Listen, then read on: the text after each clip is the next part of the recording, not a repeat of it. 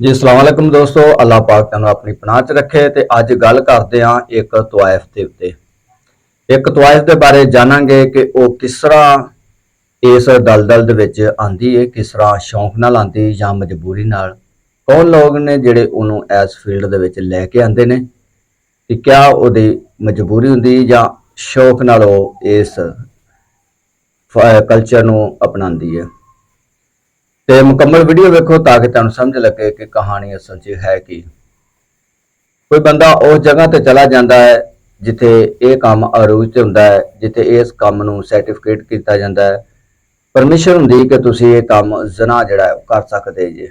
एक जगह जिहड़ी वो ये हदूद जिहड़ी मुनक्कद की हुंदी है, उस जगह ते चला जाता है कि जिथे औरतां अपना जिस्म फरोशी करदियां ने।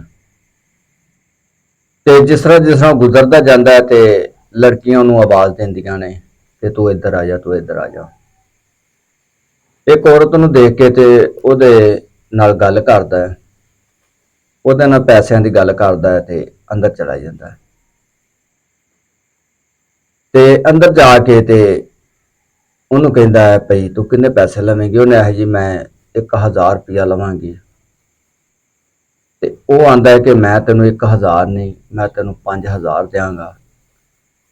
ਉਹਦੇ वास्ते तेनों मेरी गल मननी पवेगी। वो आदि भी इन्हें खुरे शायद मेरे जिस्म ते तशद्दद करना है, जिस पर मैनू पहले ही एग्री करन दिया है, 5000 रुपया दे रहा है। वो सोचती है, फिर उन्होंने कहती कि मैं अपने जिस्म ते सिर्फ एक सिगरट ही जी है वो बर्दाश्त कर सकांगी। यानी कि उन्होंने इजाजत देंदी कि तू मेरे ते एक सिगरट जी ना जल्दी हुई बजा सकना है। कि इस जगह ते उस मुहाशरे दे विच औरत ते उस तवायफ ते ये जुल्म किए जाते हैं कि उन्होंने पता है कि किस तरह के इंसान आते हैं कि जेड़े अपनी हवस के नाल अपनी दरिंदगी भी जी साबित करते हैं कि किस तरह लोग उन्होंने जुल्म भी करते हैं। एक चंद टकियां वास्ते उन्होंने गुलाम या मुल ले लेंदे ने, या उन्होंने पता नहीं की समझते हैं कि इनू भावें मैं वढ़ भी देवां ते इनू मैं खरीदिया होया है। उन्होंने कहती कि मैं सिर्फ तैनू एक सिगरट लाने की जी इजाजत दे सकनी, इस तो उत्ते मैं तशद्दद बर्दाश्त नहीं कर सकती। वो कहता नहीं नहीं मैं ये गल नहीं कर रहा, मैं दरअसल एक राइटर हाँ, मैं एक राइटर हाँ, मैं एक लिखन वाला वा, लिखारी हाँ। तो मैं तवायफा ने जड़ियाँ इस फील्ड दे विच ने ते मैं उन्हां ते एक किताब लिख रहा ते उहदे हवाले नाल उहदे मतलब मैं तुहाडे नाल गल कर रहा। इन्नी गल करते हुंदे ने कि उस औरत दे बच्चा रोन लग पैंदा। वो दूसरे दरवाजे थनी अंदर जाके ते देखती की है कि उनका बच्चा रो रहा हुंदा है। दो बेटियां हुंदियां, एक रो रही हुंदी छोटी ते वड्डी उहनूं कहंदी कि मम्मा भैन नूं बहुत ज्यादा बुखार चढ़िया होया है, इहदी दवाई लैके आ। वो आंदी बेटा पैसों का बंदोबस्त हो गया, मैं हुणे जानी है तो अपनी बच्ची की दवाई लैके आनी हाँ, 2 मिनट सिर्फ तुसीं सबर करो मैं आ रही हाँ। आ जाती उहदे कोल, फिर उन्हें कहती हाँ जी साहब जी की तुसीं कह रहे जे कि मैं करा तो तुसीं मैनू 5000 रुपया दोगे। वो कहता कि देख तेरी जिंदगी च जो होया, जिस वजह तो तू इस फील्ड च आई है, इस जगह ते आई है, मैनू वो दस कि तू असल हकीकत औरत केड़ी है, कित्थों है। औरत अपने गिरबान च झांकदी, अपनी पिछली जिंदगी के बारे में सोचती है तो रोन लग पैंदी है। आदि कि मैं एक बहुत ही झूठी औरत हाँ, मैं एक बहुत ही झूठ बोलने वाली औरत हाँ। ते मेरा वाकया ये वे भई मैं जब स्कूल पढ़नी सा, कॉलेज पढ़नी सा, ते मैं अपनी माँ दे नाल झूठ बोलदी सा। कदी पैसे लैण वास्ते कोई बहाना ला देना, कदी कोई बहाना ला देना, तो इस तरह मैनू स्कूल दे विच इश्क हो गया। मैनू किसी लड़के नाल प्यार हो गया तो मैं उन्होंने जब मिलन जाना तो मैं अपनी माँ नाल कोई ना कोई झूठ बोलना कि मैं अज फलानी सहेली वाल चली हाँ, अज फलानी वाल चली हाँ, तो मैं इदां दे झूठ बोलने। तो एक दिन की होया कि उन्हें मैनू कहा कि आज आप भज चलीए, इत्थों चले जाइए। लिहाजा मैं आपकी माँ को कहा कि मैं ਅੱਜ ਰਾਤ ਨਹੀਂ ਆਣਾ, ਮੇਰੀ ਦੋਸਤ ਤੇ ਉਹਦੀ ਸਾਲਗਿਰਾ ਜਾਂ ਉਹਦਾ ਫੰਕਸ਼ਨ ਹੈ ਤੇ ਅੱਜ ਰਾਤ ਮੈਂ ਉੱਥੇ ਹੀ ਰੁਕਾਂਗੀ। ਮੇਰੀ ਮਾਂ ਨੇ ਦਸਤੀ ਮਨਾ ਕਰ ਦਿੱਤਾ ਵੀ ਨਾ ਪੁੱਤਰ, ਤੂੰ ਜਵਾਨ ਹੋ ਗਈ ਹੈ, ਤੂੰ ਹੁਣ ਬਾਲੜੀ ਨਹੀਂ, ਤੈਨੂੰ ਮੈਂ ਰਾਤ ਵਾਸਤੇ ਇਜਾਜ਼ਤ ਨਹੀਂ ਦੇ ਸਕਦੀ।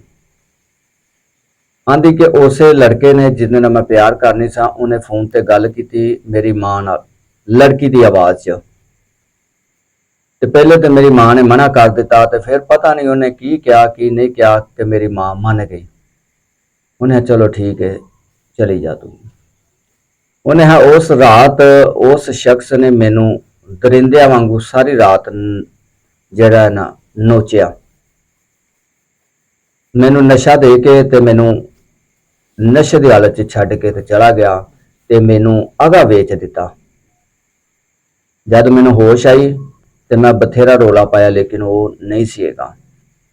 ਮੈਨੂੰ ਉਹ ਇਸ ਜਗ੍ਹਾ ਤੇ ਛੱਡ ਗਿਆ ਕਿ ਜਿਸ ਜਗ੍ਹਾ ਤੇ ਇੱਕ ਸ਼ਰੀਫ ਇਨਸਾਨ ਦਾ ਜਾਣਾ ਨਾਮੁਮਕਿਨ ਹੈ। ਇੱਕ ਸ਼ਰੀਫ ਇਨਸਾਨ ਉੱਧਰ ਜਾਣ ਲੱਗਿਆ ਵੀ ਸ਼ਰਮਿੰਦਾ ਹੁੰਦਾ ਹੈ। ਉਹਨੇ ਮੈਨੂੰ ਉਹ ਹੀਰਾ ਮੰਡੀ ਛੱਡ ਗਿਆ, ਇੱਥੇ ਵੇਚ ਗਿਆ। ਤਦ ਹਰ ਰਾਤ ਮੈਨੂੰ ਦਰਿੰਦਿਆਂ ਨੇ ਨੋਚਿਆ, ਮੈਨੂੰ ਹਰ ਰਾਤ ਮੇਰੇ ਨਾਲ ਜ਼ੁਲਮ ਹੋਇਆ ਹੈ ਤੇ ਉਦੋਂ ਦੀ ਮੈਂ ਹਾਲੇ ਤੱਕ ਇੱਥੇ ਹੀ ਹਾਂ। ਤੇ ਇਹ ਸੀ ਅੱਜ ਦੀ ਕਹਾਣੀ ਇੱਕ ਤਵਾਇਫ ਦੀ ਕਿ ਕਿਸ ਤਰ੍ਹਾਂ ਉਹ ਇਸ ਫੀਲਡ ਦੇ ਵਿੱਚ ਆਂਦੀ ਤੇ ਕਿਸ ਤਰ੍ਹਾਂ ਉਹਦੇ ਨਾਲ ਸਾਰੇ ਤਸ਼ੱਦਦ ਵਾਕਿਆਤ ਹੁੰਦੇ ਨੇ। ਤੇ ਉਹਨਾਂ ਭੈਣਾਂ ਵਾਸਤੇ ਵੀ ਅੱਜ ਦਾ ਮੈਸੇਜ ਹੈ ਕਿ ਜਿਹੜੇ ਆਪਣੇ ਮਾਪਿਓ ਨੂੰ ਛੱਡ ਕੇ ਤੇ ਕਿਸੇ ਗੈਰ ਮਰਦ ਦੇ ਪਿੱਛੇ ਲੱਗ ਕੇ ਐਸੇ ਸ਼ਖਸ ਨੂੰ ਜਿਸ ਨੂੰ ਜਾਣਦੀਆਂ ਵੀ ਨਹੀਂ, ਜਿਸ ਨੂੰ ਪਹਿਚਾਨਦੀਆਂ ਵੀ ਨਹੀਂ, ਤੇ ਉਹਦੇ ਪਿੱਛੇ ਆਪਣਾ ਸਾਰਾ ਕੁਝ ਛੱਡ ਕੇ ਤੇ ਅੰਨ੍ਹੇਵਾਹ ਟੁਰ ਪੈਂਦੀਆਂ ਨੇ ਤੇ ਬਾਅਦ 'ਚ ਪਤਾ ਲੱਗਦਾ ਹੈ ਕਿ ਕੀ ਹੋਇਆ ਸਾਡੇ ਨਾਲ। ਤੇ ਮਾਂ ਪਿਓ ਤੋਂ ਵੱਧ ਤੁਹਾਡਾ ਕੋਈ ਨਹੀਂ ਹੈਗਾ। ਜੋ ਤੁਹਾਨੂੰ ਮਾਂ ਪਿਓ ਪਿਆਰ ਕਰਦਾ ਹੈ ਉਹਦੇ ਤੋਂ ਵੱਡੀ ਕੋਈ ਨੇਮਤ ਨਹੀਂ, ਉਸ ਤੋਂ ਜ਼ਿਆਦਾ ਕੋਈ ਬੰਦਾ ਤੁਹਾਨੂੰ ਪਿਆਰ ਨਹੀਂ ਕਰ ਸਕਦਾ। ਤੁਸੀਂ ਫੇਸਬੁੱਕ ਤੇ ਕੋਈ ਵੀ ਇਸ ਤਰ੍ਹਾਂ ਰੋਂਗ ਨੰਬਰ ਤੇ ਦੋਸਤ ਬੇਲੀ ਯਾਰ ਬਣਾ ਲੈਂਦੇ ਜੇ ਕਿ ਜਿਨ੍ਹਾਂ ਦਾ ਤੁਹਾਨੂੰ ਪਤਾ ਵੀ ਨਹੀਂ ਹੁੰਦਾ ਕਿ ਦਰਅਸਲ ਇਹਨਾਂ ਦੀ ਹਕੀਕਤ ਕੀ ਹੈ, ਤੇ ਉਹਦੇ ਪਿੱਛੇ ਲੱਗ ਕੇ ਆਪਣੀ ਜ਼ਿੰਦਗੀ ਬਰਬਾਦ ਕਰ ਲੈਂਦੇ ਜੇ। ਤੇ ਇਹੋ ਜਿਹੇ ਲੋਕ ਕੀ ਕਰਦੇ ਨੇ ਕਿ ਤੁਹਾਨੂੰ ਅੱਗੇ ਵੇਚ ਦਿੰਦੇ ਨੇ, ਤੁਹਾਡੀ ਜ਼ਿੰਦਗੀ ਨਾਲ ਖੇਡਦੇ ਨੇ ਤੇ ਤੁਹਾਡਾ ਵਪਾਰ ਕਰਦੇ ਨੇ। ਬਚਿਆ ਕਰੋ ਐਸੇ ਲੋਕਾਂ ਤੋਂ। ਤੇ ਇਹ ਸੀ ਅੱਜ ਦੀ ਕਹਾਣੀ। ਇਹੋ ਜਿਹੀਆਂ ਮਜ਼ੀਦ ਕਹਾਣੀਆਂ ਸੁਣਨ ਵਾਸਤੇ ਜੁੜੇ ਰਹੋ ਮੇਰੇ ਚੈਨਲ ਦੇ ਨਾਲ। ਮਿਲਦੇ ਹਾਂ ਅਗਲੀ ਵੀਡੀਓ 'ਚ। ਤਦ ਵਾਸਤੇ ਅੱਲਾ ਨਿਗਹਿਬਾਨ। ਪਾਕਿਸਤਾਨ ਜ਼ਿੰਦਾਬਾਦ।